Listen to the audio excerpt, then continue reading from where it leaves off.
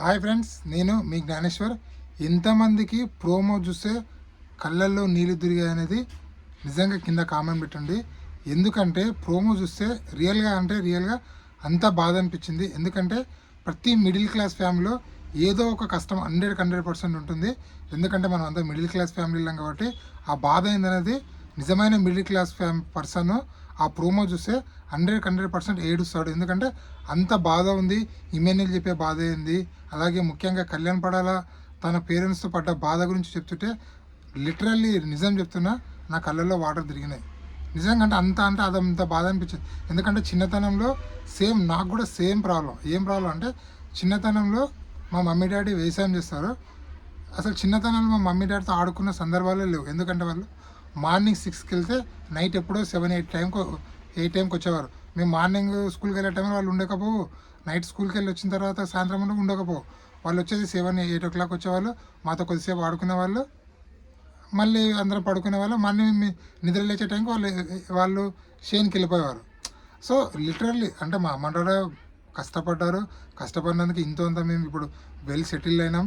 అంటే upper middle class మధ్యలో ఉన్నాం, హ్యాపీ. కానీ ఆ చిన్నప్పుడు తలుచుకుంటే కొంచెం బాధ అనిపిస్తుంది. అరే మమ్మీ డాడీతో ఆడుకునేది ఉండే, ఇప్పుడు నేను నా కూతురుతో ఆడుకుంటా. సో వాళ్ళకి చిన్నప్పుడు మెమొరీలు అని కరెక్ట్ గుర్తుంటాయి. ఎందుకన్నా ఇప్పుడు ఆడుకుంటాడు అంటే అప్పటి లైఫ్లు వేరే అబ్బా. అప్పుడు పైసా సంపాదన చాలా తక్కువ, చాలా కష్టం ఉండేది. రూపాయి కూడబెట్టుకొని చదివిపించేవాళ్ళు. అప్పుడు మనం 90 కిడ్స్ కదా. సో 90 కిడ్స్ బాధలు అనేవి 90 కిడ్స్కే తెలుస్తాయి. ఎందుకంటే ఇప్పుడున్నంత జనరేషన్ అప్పుడు లేదు, అంత జనరేషన్ పాస్ లేదు, చాలా గ్రోత్ చాలా తక్కువ ఉండేది. సో పైసా సంపాదన అనేది తెలివి లేదు, ఎలా సంపాదించలేదు తెలివి లేదు. సో ఇవన్నీ ఉండడం వల్ల మిడిల్ క్లాస్ ఫ్యామిలీ అనేది చాలా అంటే చాలా బాధలు అనిపిస్తాయి. సో ఓవరాల్గా మనం ఈ వీడియోలో ఏం మాట్లాడుకుంటున్నామంటే నామినేషన్లో ఉన్నటువంటి 10 కంటెస్టెంట్ ఓటింగ్ ఎలా ఉంది, ఎవరు సేఫ్ జోన్లో ఉన్నారో, ఎవరు డేంజర్ జోన్లో ఉన్నారో, ఎవరు ఎలిమినేషన్ దగ్గర అనేది మాట్లాడుకుందాము. అలాగే బిగ్ బాస్ హౌస్లో ఉన్నటువంటి 11 కంటెస్టెంట్లకు సంబంధించినటువంటి ఫోటో ఫ్రేమ్లు రావడం జరిగింది. అంటే వాళ్ళ చిన్నతనం గురించి బిగ్ బాస్ హౌస్లో కంటెస్టెంట్లందరికీ 1 బై 1 చెప్పుకుంటూ పోతారు. సో ఇక్కడ తనుజ గారు అంటే వాళ్ళ మమ్మీ గురించి గొప్పగా చెప్పుకుంది.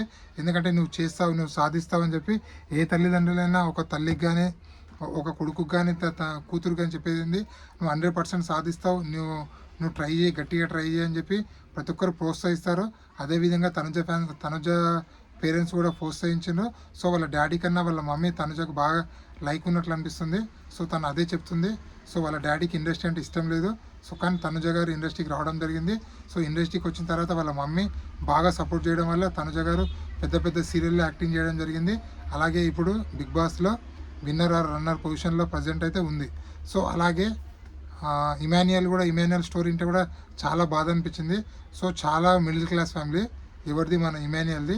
సో ఇమాన్యుయల్ ఫస్ట్ ఒక కొడుకు పుట్టిన తర్వాత ఇంకో కొడుకు స్తోమత లేదు, వద్దనుకున్నారంట. సో అది అతను చెప్పేటప్పుడు వింటే 100% నిజం అనిపిస్తుంది. ఎందుకన్నా సో తన ఫ్యామిలీ బ్యాక్గ్రౌండ్ గురించి మనం చాలా ఇంటర్వ్యూలో చూసాం. సో వాళ్ళు ఒక మిడిల్ క్లాస్ ఫ్యామిలీలే. ఇప్పుడు ఇమాన్యుయల్ వల్ల వాళ్ళు ఇంత కొంచెం సెటిల్ అయ్యారు. మరీ హై లెవెల్ అనగా ఓకే, ఒక ఇల్లు కట్టుకొని హ్యాపీగా లైఫ్ని లీడ్ చేస్తూ ఉన్నారు. సో అవన్నీ బాధలు చెప్తుంటే చాలా అంటే చాలా బాధ అనిపిస్తుంది. ఈరోజు ఎపిసోడ్ చూస్తే మ్యాక్సిమం బిగ్ బాస్ చూస్తే ప్రతి ఒక్క లవర్ 100% వాళ్ళ చిన్నతనాన్ని గుర్తు చేసుకొని పక్కా అయితే ఏడుస్తారని చెప్పి నేనైతే గంటాపదంగా చెప్పగలుగుతాను. ఎందుకంటే అంత ఎమోషనల్ ఉంది. ఒక్కొక్క స్టోరీ 11 స్టోరీలు వినే వరకు మన కళ్ళల్లో నీళ్ళు అయితే 100% తిరుగుతాయి. ముఖ్యంగా కళ్యాణ్ పడాల్లో మాట్లాడేటప్పుడు 100% హాస్టల్లో ఉండే ప్రతి ఒక్క అబ్బాయి కానీ, లేకపోతే పేరెంట్స్కి దూరంగా ఉండే ప్రతి ఒక్క అబ్బాయి కానీ 100% కళ్యాణ్ పడాల స్టోరీకి కనెక్ట్ అవుతారు. కళ్యాణ్ పడాల ఫ్యాన్స్కి మాటలు లేవే అనిపిస్తుంది. వాళ్ళ పేరెంట్స్ చెప్పే విధానము, కళ్యాణ్ పడాల మాట్లాడే విధానం రెండు టాలీ చేసుకుంటే కళ్యాణ్ పడాల ఎక్కడో వాళ్ళ ఫ్యామిలీకి కొంచెం దూరంగా ఉన్నాడు. ఎందుకంటే వాళ్ళ పేరెంట్స్ చిన్న ఉన్నప్పటి తనను ఒంటరిగా పెంచారు. ఎందుకంటే మేము పడ్డ కష్టం కళ్యాణ్ పడొద్దు అని చెప్పి ఆ బాధతోటి ఆ తల్లిదండ్రులు వాళ్ళ హాస్టల్లో పెట్టడం జరిగింది. వాళ్ళ అత్తగారితో వాళ్ళ పిన్ని గారితో చదువుకోవడం జరిగింది. సో కావాల్సిన కళ్యాణ్ పడాల ఫ్యామిలీ ఇంటర్వ్యూ చూడండి, మీకు యూటర్స్ ఏదో సంథింగ్ దేంట్లోనే ఉంటుంది, ఐ మీడియా అనుకుంటా, దాంట్లో ఉంటుంది ఫ్యామిలీ. వాళ్ళ మమ్మీ డాడీ చాలా అంటే చాలా మిడిల్ క్లాస్ ఫ్యామిలీ. వాళ్ళ డాడీ ఒక చిన్న కిరాణా కొట్టు పెట్టుకొని నడుపుకుంటుండు. అంటే ఒకప్పుడు మంచి బిజినెస్ చేసిన పర్సన్ బిజినెస్లో లాస్ అయ్యి సో చివరిగా ఆ విధంగా కళ్యాణ్ పడాల జాబ్ చేయనన్నా కూడా కళ్యాణ్ పడాలతో కొట్లాడి మరీ పంపించారు. నీవు జాబ్ చేయకపోతే ఇంటికి రావద్దని చెప్పి అంతా కరాఖండిగా మాట్లాడి, ఎందుకంటే కళ్యాణ్ పడాల ఫ్యామిలీ అంత మిడిల్ క్లాస్ ఉంది కాబట్టి కళ్యాణ్ పడాల అన్ని కష్టాలు పడద్దు, ఎట్టి పరిస్థితుల్లో వాడు లైఫ్ సెటిల్ కావాలి, వాడు హ్యాపీగా ఉండాలి అని చెప్పి కళ్యాణ్ పడాల ఫ్యామిలీ మెంబర్స్ అంటే వాళ్ళ మమ్మీ డాడీ బాగా కష్టపడి తను చదివించడం జరిగింది. సో చదివించాడు, డిగ్రీ చేశాడు, ఎంఎస్సీ చేసే టైంలో తనకు ఆర్మీ జాబ్ వచ్చింది.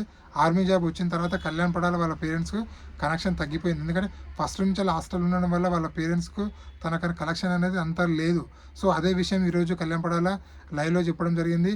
మీరు అమ్మ నాన్న మీరు నాకు కావాలి, నేను మిమ్మల్ని చాలా మిస్ చేసుకున్నాను అని చెప్పి ఏడవడం జరుగుతుంది. సో ఇలా ఏడ్చేటప్పుడు ప్రతి ఒక్క ఆడియన్ కళ్యాణ్ పడాలకు బాగా కనెక్ట్ అవుతాడు. కళ్యాణ్ పడాల చాలా మిడిల్ క్లాస్ ఫ్యామిలీ, అలాగే తన గేమ్ కూడా మిడిల్ క్లాస్ ఫ్యామిలీని చూసి అలాంటి పర్సన్ విన్నర్ అయితే వాళ్ళకు ఫ్యామిలీకి హెల్ప్ చేసినట్లు అవుతాము. అలాగే వాళ్ళకు కూడా కొంచెము డబ్బు వస్తే ఒక ఇల్లు కట్టుకోవడం కానీ, లేకపోతే వాళ్ళ అప్పులు ఉన్న తీర్చుకునే ఛాన్స్ ఉంటుంది అని చెప్పి నాకైతే అనిపిస్తుంది. సో జనరల్గా న్యూట్రల్గా ఉన్న ఆడియన్స్ ఒక కామనర్ విన్నర్ కావాలంటే దయచేసి కళ్యాణ్ పడాలకు ఓటేయండి. కళ్యాణ్ పడాలకు ఓట్లేయడం ద్వారా ఒక కామనర్ని మనం గెలిపించిన కంటెస్టెంట్లో అవుతాము, గెలిపించిన ఆడియన్స్ అవుతాం మనము.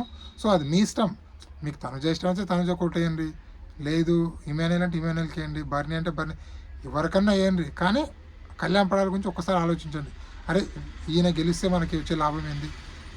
తనుజ ఆల్రెడీ పెద్ద సెలబ్రిటీ, ఆల్రెడీ మస్తులు సంపాదిస్తుంది.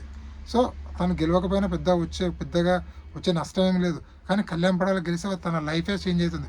ఎందుకంటే ఒక 50 lakhs గెలిస్తే ఆల్మోస్ట్ ఆల్ 38 to 40 lakhs వస్తాయి తనకు. సో ఒక ఇల్లు కట్టుకోవచ్చు, ఒక మంచిగా మ్యారేజ్ చేసుకోవచ్చు, ఒక లైఫ్ వాళ్ళ తల్లిదండ్రులు కూడా ఒక మంచి పొజిషన్లో పెట్టవచ్చు. సో ఇవన్నీ జరిగే ఛాన్స్ అయితే ఉంది. సో మొత్తానికి అది ప్రోమో గురించి విశేషాలు. అలాగే నామినేషన్లో ఉన్న 10 కంటెస్టెంట్ల గురించి మాట్లాడుకుందాము, ఎవరికి ఏ ఫోటో వచ్చేదని కూడా మాట్లాడుకుందాము.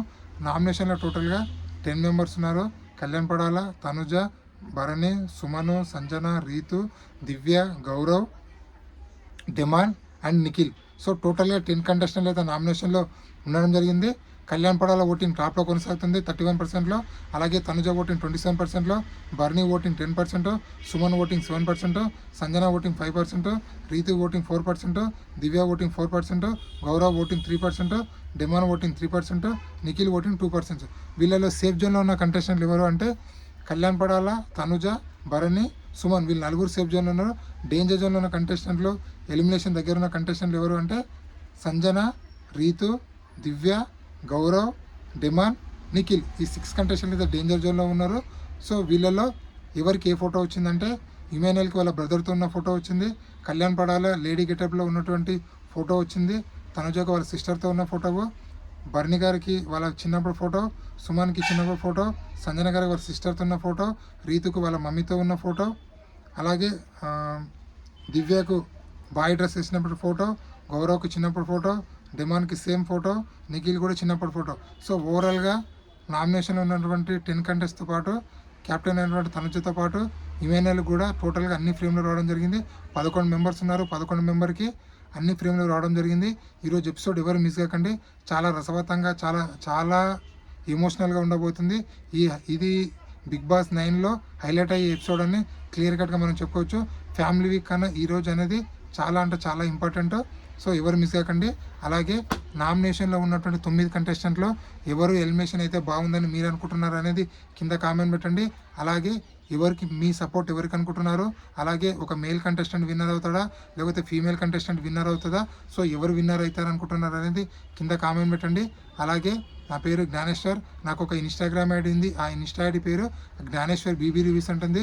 బిగ్ బాస్ 9 సంబంధించిన ప్రతి ఒక్క అప్డేటు 24/7 నేను ఇన్స్టా స్టోరీ రూపంలో పెడుతుంటాను. సో దయచేసి ఇన్స్టా ఐడిని ఫాలో అవడం వల్ల బిగ్ బాస్ 9 సంబంధించిన ప్రతి ఒక్క అప్డేట్ అనేది మీకు ఎంబడెంబడే వస్తూ ఉంటుంది. సో అలాగే ఈ కొత్త యూట్యూబర్ని సపోర్ట్ చేస్తానని మనసారా కోరుకుంటున్నాను. నా పాత ఛానల్ డిలీట్ అయింది, ఇది కొత్త ఛానల్. ఈ కొత్త ఛానల్లో కూడా సపోర్ట్ చేస్తారని మనసారా కోరుకుంటున్నాను. అలాగే బిగ్ బాస్ 10 వారాల చరిత్ర చూసిన తర్వాత నామినేషన్లో పాటు అలాగే టాప్ 5లో ఎవరెవరు ఉండే ఛాన్స్ ఉందని చెప్తా చూడండి. కళ్యాణ్ పడాల, తనుజ, ఇమాన్యుయల్, డిమాన్ పవన్, అలాగే 5th ప్లేస్ గురించి సుమను, సంజన, నిఖిల్, రీతు చౌదరి, భరణి. సో టోటల్గా వీళ్ళందరూ 5th పొజిషన్ నుంచి కొట్లాడుతున్నారు. సో టాప్ 4 కంటెస్టెంట్ అయితే ఫిక్స్, ముఖ్యంగా టాప్ 3 అయితే ఫిక్స్. ఇమాన్యుయల్, కళ్యాణ్ పడాల, అలాగే తనుజ, వీళ్ళు ముగ్గురు అయితే 100కి 100%, 100కి 1000% ఫిక్స్ అని చెప్పుకోవచ్చు. సో ఇది ఇప్పటివరకు లేటెస్ట్ అప్డేట్. ఇలాంటి కొత్త కొత్త అప్డేట్ ఎప్పుడెప్పుడు అందిస్తుంటాను. జై హింద్, నేను మీ జ్ఞానేశ్వర్.